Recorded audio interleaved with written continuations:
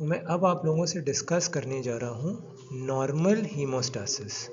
पहले नॉर्मल कर लेते हैं, अगर ये एक बार क्रिस्टल क्लियर हो जाएगा तो बाकी का बहुत आराम से समझ में आ जाएगा।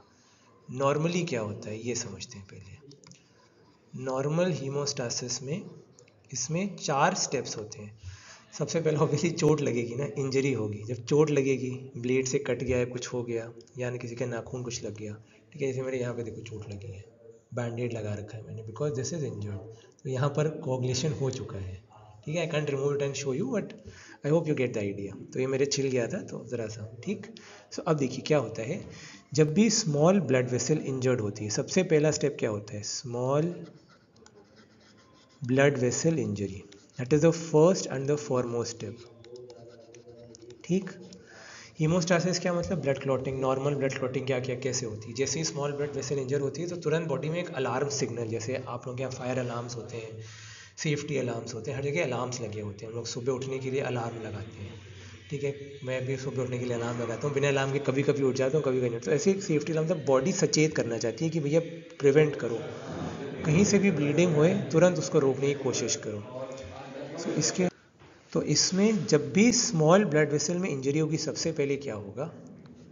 This phenomenon is known as vasospasm. Vaso मतलब ब्लड वेसल और स्पाज्म मतलब कॉन्ट्रैक्शन, वेसोस्पाज्म।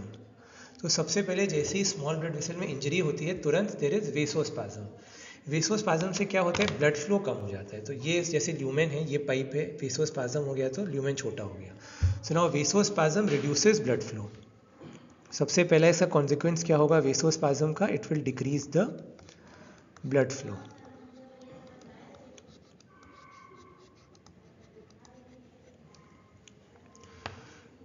ठीक। और साथ ही साथ क्या होगा? सबसे पहले तो वेसोस्पाज्म ने ये काम कर दिया, डिक्रीजेस ब्लड फ्लो। उसके बाद साथ ही साथ क्या करेगा? It will cause facilitates platelet aggregation and coagulation, facilitates platelet aggregation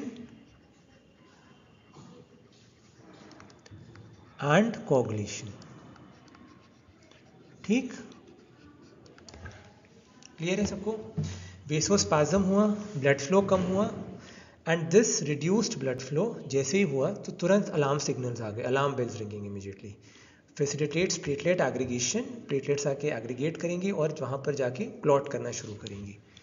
ये हो गया नंबर 1 स्टेप, ठीक है। So this is over now. अब बात करते हैं उसके बाद का step, that is platelet plug formation. अब इसमें बेसिकली क्या होगा? ये इसमें प्लेटलेट प्लग फॉर्मेशन में क्या होता है? द प्लेटलेट्स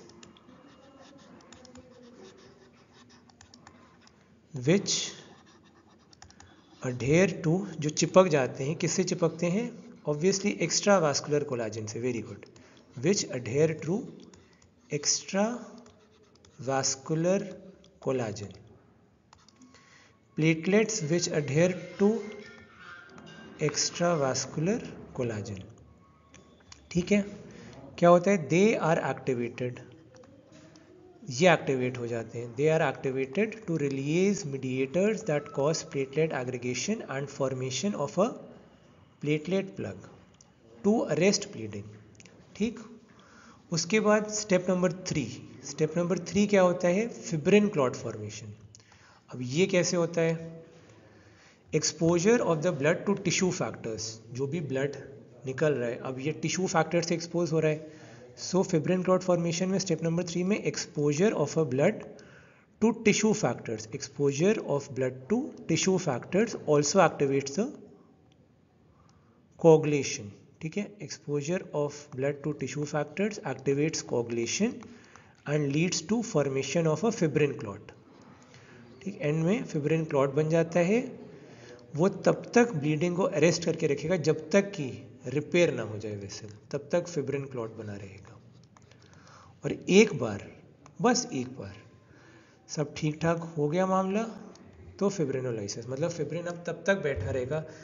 आप 7 दिन लगाओ, 10 दिन लगाओ, 15 दिन लगाओ, 20 दिन लगाओ, हम यहाँ से हट नहीं रहे हैं। हम फिब्रिन क्लॉट हैं, we are not budging from this place until and unless platelet, जब तक कि नीचे की जो इंजरी है वो हील ना हो जाए, we are not budging, we are fibrin clot.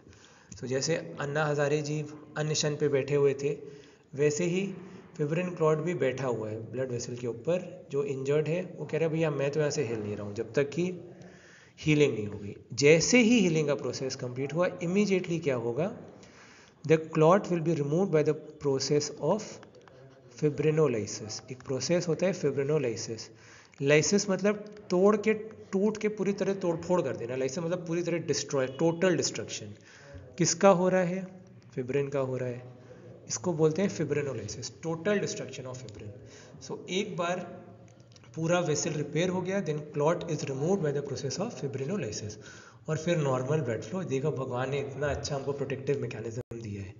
ठीक, अब दो इंपॉर्टेंट पाथवेज होते हैं, एक होता है इंट्रिंसिक पाथवे और दूसरा होता है एक्सट्रिंसिक पाथवे ब्लड कोagulation का। सो सबसे पहले बात करेंगे about the intrinsic pathway. Intrinsic pathway is basically activated by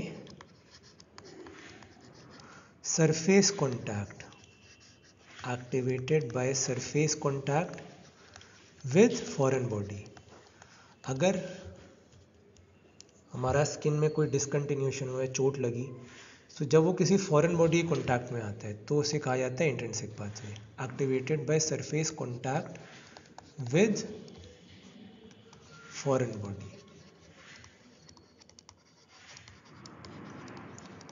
और एक्स्ट्रावास्कुलर टिश्यू, और एक्स्ट्रावास्कुलर टिश्यू। ठीक, ये हो गया इंट्रिंसिक पाथवे। ठीक, activated by surface contact with foreign body और एक्स्ट्रावास्कुलर टिश्यू। और क्योंकि ये सरफेस कॉन्टैक्ट से होता है, जो मैं बता रहा हूँ, activated by surface contact, contact with foreign body, extravascular tissue, therefore इसको कॉन्टैक्ट पाथवे भी कहा जाता है। It is also known as the contact pathway. ठीक, और इसको इंट्रिंसिक पाथवे क्यों? Very good question, excellent question. अगर किसी के दिमाग में आए कि सर इसको इंट्रिंसिक पाथवे क्यों बोलते हैं, तो इसका भी बहुत सिंपल सा आंसर है, क्योंकि जितने भी फैक्टर्स और एक्टिवेटर्स हैं, they are contained within to intrinsic to the blood. All factors and activators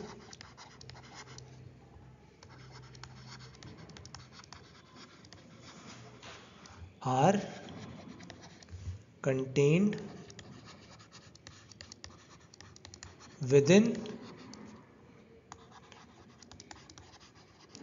या it is intrinsic to, या it is intrinsic to the blood।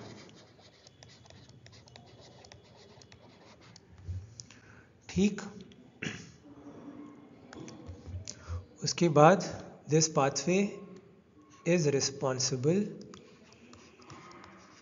for clotting of blood when it is kept in a glass tube। Glass tube, ये बहुत commonly question पूछा जाता है in vivo और in vitro.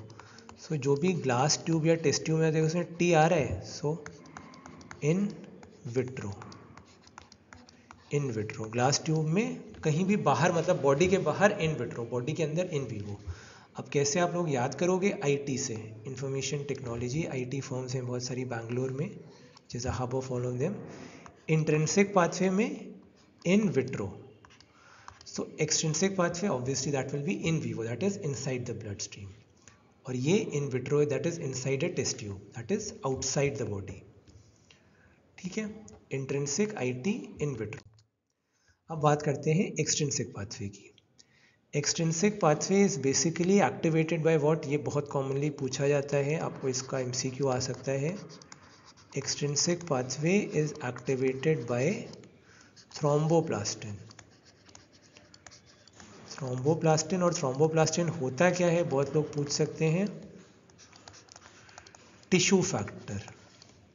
Thromboplastin basically it is a tissue factor. ठीक, सो इसको आप लोग क्या याद कर सकते हो? रोना, आदमी रोता है तो क्या कहते हैं? Whipped, WEPT। Warfarin, EPT, warfarin extrinsic pathway पे काम करता है, W से वॉर्फरिन, ठीक है, W से वॉर्फरिन, E से एक्सट्रिंसिक पाथवे, PT से प्रोथ्रोम्बिन टाइम की मॉनिटरिंग चाहिए होती है उसको। सो वेप्ट, रोना। ठीक है, वार्फरिन एक्सट्रिंसिक पाथवे से काम करता है and you need monitoring of prothrombin time in the case of warfarin. फिर ऑपोजिट उसका ट्रू होगा, हेपारिन इंट्रिंसिक पाथवे से काम करेगा और monitoring of partial thromboplastin time required होगा। ठीक, I hope this is clear to everyone. अब इसमें और क्या इंपॉर्टेंट चीज़ आपको याद रखनी है, कैसे आता है, मतलब सबसे पहले क्या होगा, trauma. As a consequence of trauma क्या होता है, एक टिश्यू प्रोटीन, ट्रॉमा जैसे ही होता है तुरंत बॉडी के अंदर इतना प्रोटेक्टिव भगवान ने हमको मैकेनिज्म बना के दिया है कि जैसे ही ट्रॉमा होता है इमीडिएटली अ टिश्यू प्रोटीन और अ टिश्यू फैक्टर, तो ट्रॉमा की वजह से जो टिश्यू प्रोटीन होता है या टिश्यू फैक्टर, टिश्यू प्रोटीन या फिर टिश्यू फैक्टर,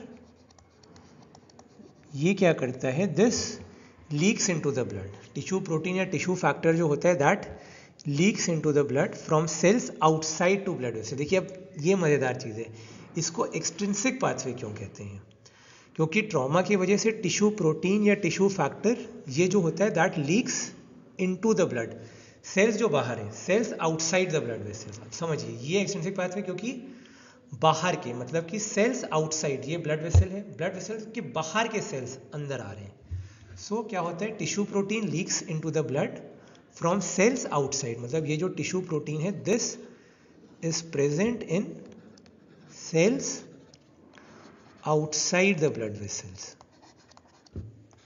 ठीक, इसीलिए इसको कहते हैं, देखो हर एक चीज के पीछे उसका मतलब छुपा है। एक्सट्रिंसिक पाथवे को एक्सट्रिंसिक पाथवे क्यों कहते हैं, now today you know the reason. पहले भी पता होगा काफी ब्रिलियंट एंड इंटेलिजेंट स्टूडेंट्स को। इंट्रिंसिक पाथवे को इंट्रिंसिक पाथवे क्यों कहते हैं, now you know the reason today. Extrinsic pathway क्योंकि जो टिश्यू प्रोटीन निकलता है that is present in cells which are located outside the blood vessel.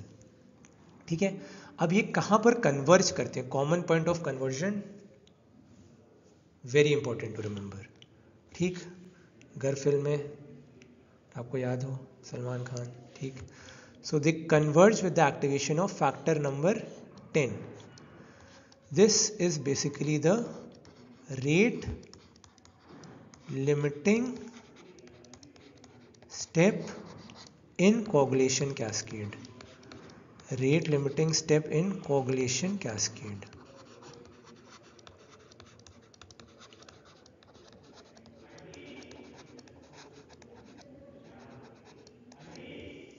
Cascade. ठीक, तो अब जो होता है एक्टिवेशन ऑफ फैक्टर नंबर 10, इसके एक्टिवेशन से देखो कोई भी फैक्टर के आगे अगर ए लग जाए ना, इसका मतलब वो एक्टिवेटेड है। अगर सिर्फ 10 लिखा है तो ये इनएक्टिव है, ए लग गया तो activated. So activation of factor 10 will cause conversion of factor number 2 to 2A। और 2 क्या होता है बताओ भाई कोई, वेरी गुड, एक्सीलेंट, जिसने भी बोला you are absolutely correct. 2 stands for fibrinogen और 2A जो कि एक्टिव फॉर्म हो गया दैट इज फिब्रिन। ठीक, सो कॉमन कन्वर्जेंस कहाँ पर होता है, फैक्टर नंबर 10 पर। अब ये डायग्राम देख लीजिए और पूरा क्रिस्टल क्लियर हो जाएगी पूरी पिक्चर जो जो मैंने आपको बताया था। ठीक है, फैक्टर इनएक्टिवेटेड बाय हेपारिन किस कलर में लिखा है, वार्फरिन वाला किस में लिखा है, और activation intrinsic and extrinsic pathway. This all will be crystal clear. कोई डाउट्स हो please feel free to ask me. अब बात करते हैं अबाउट 2 वेरी इंपॉर्टेंट पैरामीटर, जैसे मैंने आपको बताया था wept, prothrombin time and activated partial thromboplastin time. ठीक है, यहाँ पे वेप्ट लिखा भी हुआ है। सो प्रोथ्रोम्बिन टाइम इंट्रिंसिक पाथवे जब इंटरफियर होता है सो प्रोथ्रोम्बिन टाइम नॉर्मल रहता है, ये आपको याद करना है। तभी वेप्ट से रोने से, डब्ल्यू से वार्फरिन, ई से एक्सट्रिंसिक, पीटी से प्रोथ्रोम्बिन टाइम। सो वार्फरिन एक्सट्रिंसिक पाथवे पे काम करता है, it is an oral anticoagulant. Prothrombin time की मॉनिटरिंग चाहिए होती है। ठीक, हेपारिन जो होता है इंट्रिंसिक पाथवे पे काम करता है, उसमें एक्टिवेटेड पार्शियल थ्रोम्बोप्लास्टिन टाइम की ज़रूरत होती है। ठीक है, सो इंट्रिंसिक पाथवे का इंटरफेरेंस प्रोथ्रोम्बिन टाइम में तो कुछ फ़र्क नहीं पड़ेगा, वो नॉर्मल रहेगा। एक्सट्रिंसिक पाथवे को अगर इंटरफेयर करेंगे जो वार्फरिन करता है उसमें प्रोथ्रोम्बिन टाइम बढ़ेगा। ठीक, activated partial thromboplastin time prolonged होगा जब इंट्रिंसिक पाथवे इंटरफेयर होगा हेपारिन के केस में, एक्सट्रिंसिक पाथवे इंटरफेयर होगा तो नॉर्मल, कॉमन पाथवे इंटरफेयर होगा तो प्रोलॉन्ग्ड। दोनों prothrombin time activated partial thromboplastin time में दोनों में प्रोलॉन्ग्ड।